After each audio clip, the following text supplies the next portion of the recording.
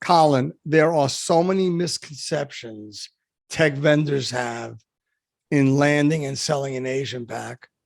I don't know where to begin. I mean, give us a starting point for this thing. Sure, that's a great point, Ed. Asia Pacific has 2/3 of the world's population, and it just doesn't have as many tech vendors that the US does. So per capita, there's just not as many there's not as many companies there. Companies have a misconception that it's going to be easy because it's not as saturated and it's not as competitive. But they don't realize just how different every single country in Asia Pacific is with its own unique quirks that you need to be able to tailor your product offering to those individual markets. That's the biggest misconception companies have. Hang on a minute, buddy. You're saying tailor your offering. I sell AI, ML, cybersecurity, DevOps, Sec, doesn't matter.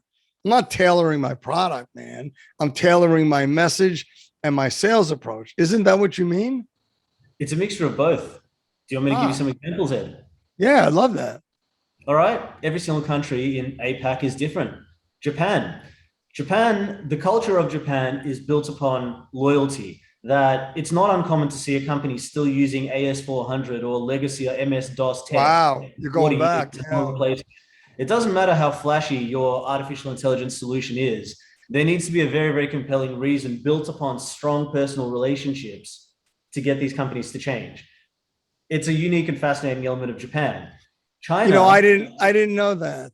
I didn't know that. And so what you're really blowing my mind is I get on a plane in New York, I go to Chicago, which I've done 1,000,000 times. I go into Allstate Insurance. I try to do my $500,000 deal. What would happen to me if everybody spoke Japanese and they lived in Japan? You're right.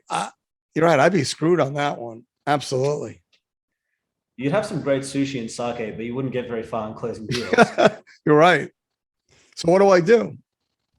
You need to have somebody which actually knows how to sell in the Japanese market. And they have the patience, but they also have the relationships because it's a market completely unique to the rest of the world.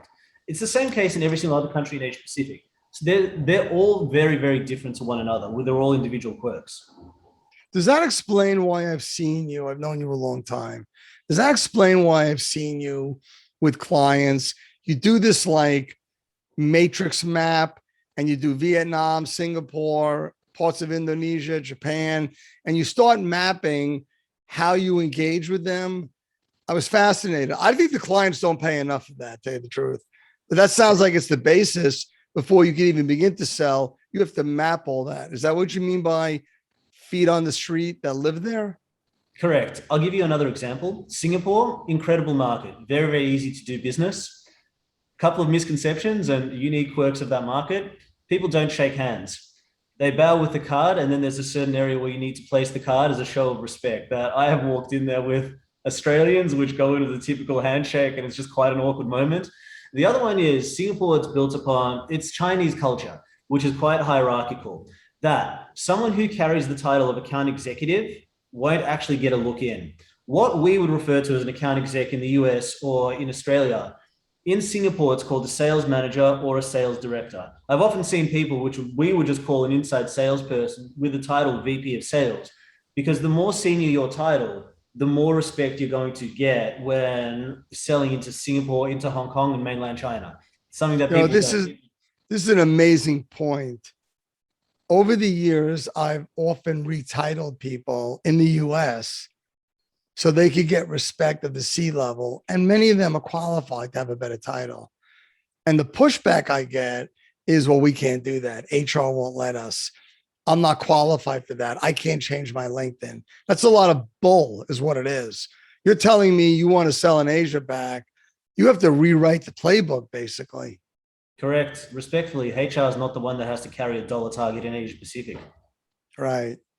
So what else did the software vendors screw up with when they hired the big shot out of London, open the doors, get the Rolodex, get everybody set up, and all of a sudden these deals aren't happening and they're 8,000 miles away? Then what do they do? They end up pulling out and losing money because they don't know how to expand in APAC. They're not following what works. There's no problem with hiring the big shot from London if they have already done it in APAC. The example that I've seen, which has worked quite well, a guy flew over from London, worked his way up to be a sales manager within a tech startup, and then he was headhunted to build another tech startup. But he already knew the playbook, and he went on to be wildly successful in a scale of Brilliant. 2 startups. Brilliant. Brilliant. You're right. That's absolutely brilliant. Now, I don't understand. I consider this fundamental. I built 3 startups. I got 1 to 40 million. I raised 5 million, but I never sold international in the first 5 years. You're telling me people raise millions of dollars, are successful in different continents. They want to go sell where 40% of the money is sitting in the world. And Yep. nobody says to them, by the way, let's make sure when we interview, we have all this revenue DNA that's transferable to deals. Because you don't pick up the phone in Korea and just close the deal. It's not like you're calling New York City out of LA to close the deal. Isn't that correct? 100%. You need to be able to know how to sell in Korea. It's very, very, very different to New York City. And they don't just figure this out. Why don't they do a better job? You're really successful. You make a lot of money. Why isn't everybody doing this? Ed, I'd love to be able to tell you, companies don't do it. I have seen companies do it and extremely successful because they actually listen to the advice of experts that are on the ground in APAC, not an expert sitting on the ground in San Francisco. You need to speak to people that actually know what they're doing in this market. And that's going to lead you to become the next Afterpay, the Zendesk, the Okta, the Workday, companies that have gone on to absolutely crush it in this region, asked experts on how do I do it, and they listened. And those experts have to be able to sell. And that's the caveat. I remember when I was a young man, I did a deal with a power company in Louisiana. I was in the bayou practically. It was like Shreveport. I'm a New York City kid. You know, I was born in right outside of the South Bronx, worse than Hell's Kitchen. And I'm in Louisiana. I love seafood. And we go out to lunch with 12 people from the power company. And they're loving me. I'm New York. I'm a funny guy. And they decide to order a dish and they call it, hey, you're going to suck heads. I said, excuse me? You're going to suck heads. I had no idea what to do. They ordered crawfish. I mean, hundreds of them. You bite the head of the crawfish off and you suck out the meat from the body like a little mini lobster. It was delicious. But in that moment, I'm like, I have no idea what they're talking about. In your world, that happens every 10 minutes. Sucking heads over here is eating fish head curry. If you think the crawfish is a unique experience, wait till you see fish head curry. But wow, there are so many people that we have over here. Right. Well, this is really, really interesting. This is Straight Talk. This is Ed Golod and Colin Kleine. And if you're going to consider selling in AsiaPac, this is a great listen. Thanks a lot. Thank you.